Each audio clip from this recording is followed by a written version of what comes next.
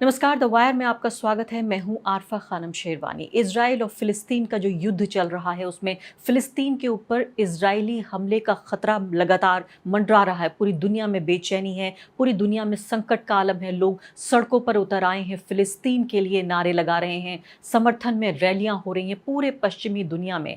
लेकिन इसके साथ साथ फिलिस्तीन में जो मरने वालों की तादाद है वो 3,000 से ऊपर पहुंच चुकी है, जिसमें आधे से भी ज्यादा मासूम बच्चे हैं। तस्वीरें आपको मैं नहीं दिखा सकती, रोंगटे खड़े करने वाली तस्वीरें हैं। अमेरिका में 6 साल के बच्चे की उसी जिस मकान में वो रहता था उस मकान के मालिक ने हत्या कर दी, क्योंकि वो समझता था कि ये जो परिवार है वो यहूदियों के खिलाफ है। पूरी दुनिया में यहूदी और मुसलमान ये एक ऐसी एक तरह से डिवीजन, एक तरह से बंटवारा हो रहा है। लेकिन इसी बीच भारत के रुख के बारे में मैंने आपको लगातार बताया है। राहुल गांधी ने एक तरह से चुनौती दी है, और एक बेहद मैं कहूंगी कि ऐसे वक्त में जबकि भारत में एक आम राय बनाने की कोशिश हो रही है इजराइल के फेवर में, कि भारत एक राष्ट्र के तौर पर, भारत एक देश और समाज के तौर पर फिलिस्तीन और इजराइल के बीच इजराइल को चुन रहा है। चूंकि प्रधानमंत्री नरेंद्र मोदी ने एक नहीं दो दो ट्वीट किए जब हमास का हमला हुआ इजराइल के ऊपर। उसके बाद सबसे पहले जो ग्लोबल लीडर्स थे उनमें से एक, यानी सबसे पहले जो लोग जिन्होंने ट्वीट किया, अपना समर्थन जताया और सीधे तौर पे कहा हम इजराइल के साथ खड़े हुए हैं, और उसके बाद उन्होंने दोबारा ट्वीट करके ये सुनिश्चित किया कि दुनिया को पता चल जाए, भारत के लोगों को भी पता चल जाए कि वो कितने नज़दीक हैं इजराइल के और इजरायली नेता नेतन्याहू के, और कहा कि मेरी उनसे फ़ोन पर बातचीत हुई और मैंने फिर से उन्हें बताया कि भारत देश उनके साथ है। ऐसे में राहुल गांधी ने खुले तौर पे मैं कहूँगी चुनौती देते हुए सीधे तौर पे ये कहा है भारत की मीडिया के लिए और भारत के प्रधानमंत्री के लिए भी। उन्होंने कहा कि भारत के प्रधानमंत्री ऐसा लगता है कि इजराइल पे में ज़्यादा इंटरेस्टेड हैं, उनकी दिलचस्पी इजराइल में ज़्यादा है बजाय इसके मणिपुर के। उन्होंने कहा आप देखिए अखबार दर अखबार, टीवी दर टीवी, आप देखिए लगातार आपको सिर्फ इजराइल और फिलिस्तीन की खबरें आपको सुनने में आएंगी, देखने में और पढ़ने में आपको मिलेंगी, लेकिन मणिपुर पर चर्चा नहीं हो रही है। राहुल गांधी ने खासकर ये बयान दिया जहां चुनाव हो रहा है मिजोरम में, और पूरी संभावना ये बन रही है कि काफ़ी समर्थन, चुनावी समर्थन वहाँ कांग्रेस पार्टी को मिल रहा है। मिजोरम में देखिए राहुल गांधी ने क्या किया, उनका कहा, उनका बयान सुन लेते हैं फिर वापस आते हैं। Some months ago, I went to Manipur and I could not believe what I saw. The idea of Manipur has been destroyed by the BJP. It is no longer a state. It is now two states. People have been murdered, women have been molested, babies have been killed, but the Prime Minister doesn't find it important to travel there. It's amazing to me that the Prime Minister and the government of India are so interested in what is happening in Israel, but not interested at all in what is happening in Manipur. If you look at our national media, you will find story after story after story, talk show after talk show about what is going on in the Middle East. But nobody in the national media speaks about what is going on in Manipur. Nobody is talking about the pain, the misery that has been caused there. And I simply cannot understand why the Prime Minister has not visited. It is something to be ashamed of, that the leader of our union has not traveled to the state of Manipur after what has happened there. और इसके साथ साथ दूसरे दिन जो वो मिजोरम में मौजूद थे उस पर क्या बयान दिया ये भी मैं आपको बताऊंगी। सीधे तौर पर उन्होंने आरएसएस पे हमला किया है, और ये भी फर्क समझना जरूरी है, क्योंकि जो 16 नेता हैं इंडिया गठबंधन के, तो सिर्फ कांग्रेस पार्टी नहीं, सिर्फ राहुल गांधी नहीं, पूरा इंडिया गठबंधन फिलिस्तीन के साथ है। 16 नेता जाकर मिले, फिलिस्तीन के जो राजदूत हैं उनसे मुलाकात की, और सबसे अहम बात उन्होंने ये की कि ऐसा लगता है प्रधानमंत्री नरेंद्र मोदी के बयान से कि पूरा देश इजराइल के साथ है, ऐसा नहीं है, और इसीलिए हम इस असमंजस को, इस भूल को दूर करने के लिए यहाँ पर आए हैं और आपको हम बताना चाहते हैं कि हम फिलिस्तीन के साथ हैं। ये बयान आप देख लीजिए, बड़ा महत्वपूर्ण ये बयान है जो दिया गया है। The government of India doesn't want the voice of people to be known and that is very, very problematic. So we thought that we should let the Palestinian ambassador know that there is also a different voice in India. इसमें यहाँ पर दीपांकर भट्टाचार्य कह रहे हैं, CPI-ML के नेता, general secretary, उनका ये कहना है कि भारत की सरकार नहीं चाहती कि जो आम लोगों की आवाज़ है वो पता चले लोगों को। ये बहुत परेशानी का सबब बन रही है, क्योंकि हम इसीलिए यहाँ पर आए और हमें पैलेस्टीनियन एम्बेसडर को हम ये बताने के लिए आए हैं कि भारत में अलग अलग तरह की आवाज़ें हैं। तो एक तरफ जो सत्तारूढ़ पार्टी है और जो सत्तारूढ़ गठबंधन है, और इसके अलावा वो एक संस्था जो अपने आप को कहती है कि सांस्कृतिक संस्था है, RSS। मैंने आपको बताया था कि RSS क्यों इजराइल के इतना नज़दीक है, अभी की बात नहीं है, एक ज़माने पुरानी बात है कि आप ये देखिए RSS के जो तमाम जो आइडियोलॉग्स हैं, जो विचारक हैं, उन्होंने अपनी किताबों में खुल के लिखा है कि वो किस तरह से एक मॉडल मानते रहे हैं जो नाज़ी जर्मनी में हिटलर ने किया यहूदियों के साथ।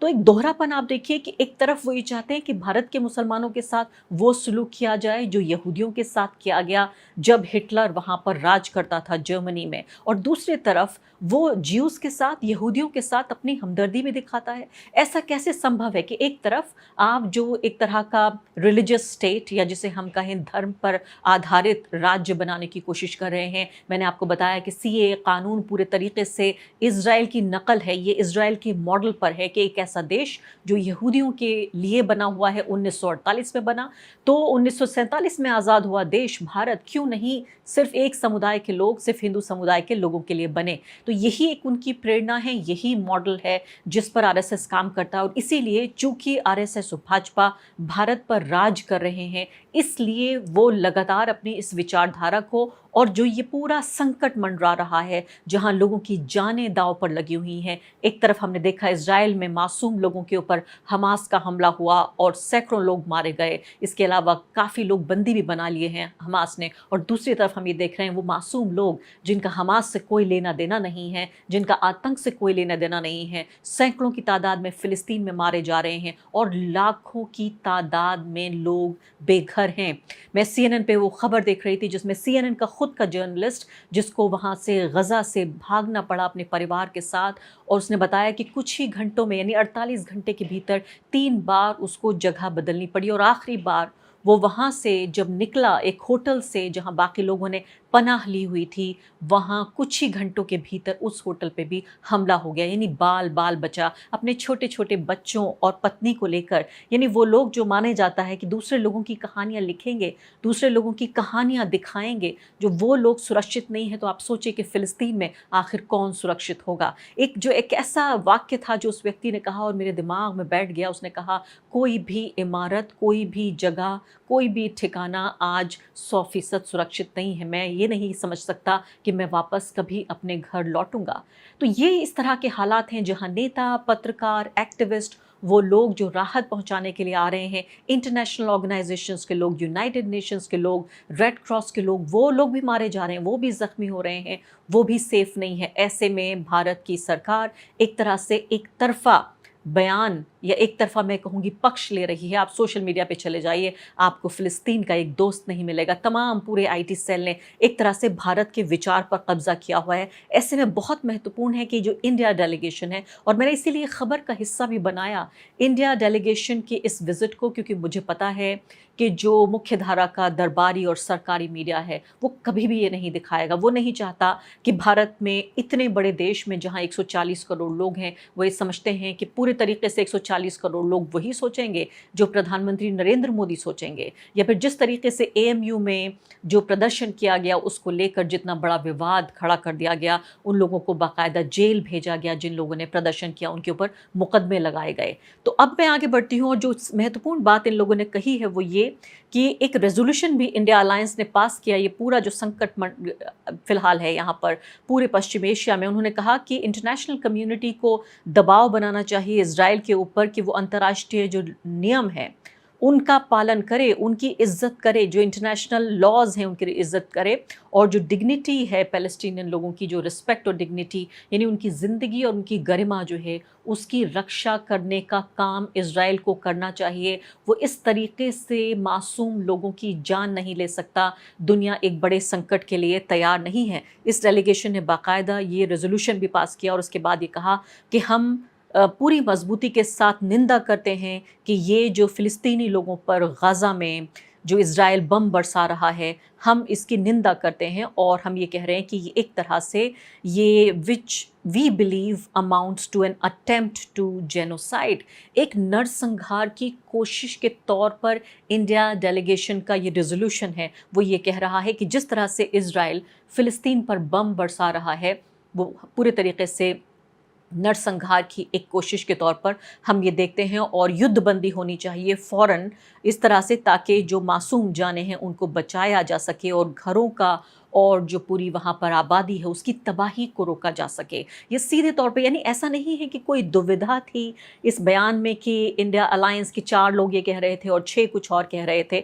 पूरे तरीके से मैं कहूँगी इसमें सीधे तौर पर क्लैरिटी नज़र आ रही थी। इसके अलावा बीएसपी के member of parliament Kunwar Danish भी इस डेलीगेशन का हिस्सा थे। उन्होंने इंडियन एक्सप्रेस को बताया कि हमारे प्रधानमंत्री सोशल मीडिया पोस्ट के ज़रिए एक ऐसा संदेश भेजना चाहते हैं कि पूरा का पूरा हिंदुस्तान, पूरा भारत इज़राइल के साथ है।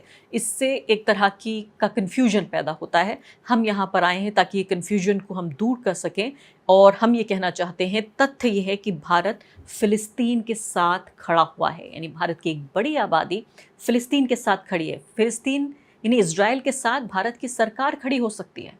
भारत का जो पार्टी है जो रूल कर रही है या उसकी जो मदर ऑर्गेनाइजेशन है आरएसएस, वो उनके साथ हो सकती है, लेकिन भारत की जनता वो फ़िलिस्तीन के साथ है, ये दानिश अली कह रहे हैं।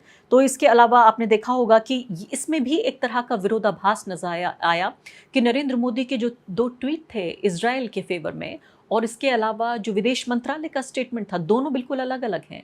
यानी एक तरफ फ़िलिस्तीन का नाम नहीं लिया नरेंद्र मोदी जी ने और उधर जो स्टेटमेंट है वो सीधे तौर पे ये कहता है कि जो फ़िलिस्तीनी लोगों के जो बुनियादी अधिकार हैं उनका पक्षधर हमेशा से भारत था, लॉन्ग स्टैंडिंग शब्द का इस्तेमाल किया है और हमेशा रहेगा। तो ये पूरे तरीके से जब से ये पूरा संकट खड़ा हुआ है, जब से ये पूरा युद्ध हो रहा है, तब से ही कांग्रेस पार्टी और साथ ही जो इंडिया अलायंस है वो फ़िलिस्तीन के साथ दिख रहा है। ऐसे इस कीमत पर भी कि कांग्रेस पार्टी के अंदर ही कुछ लोगों ने ये आवाज़ उठाई कि क्यों हम इज़राइल के लिए भी हमें स्टेटमेंट देना चाहिए था।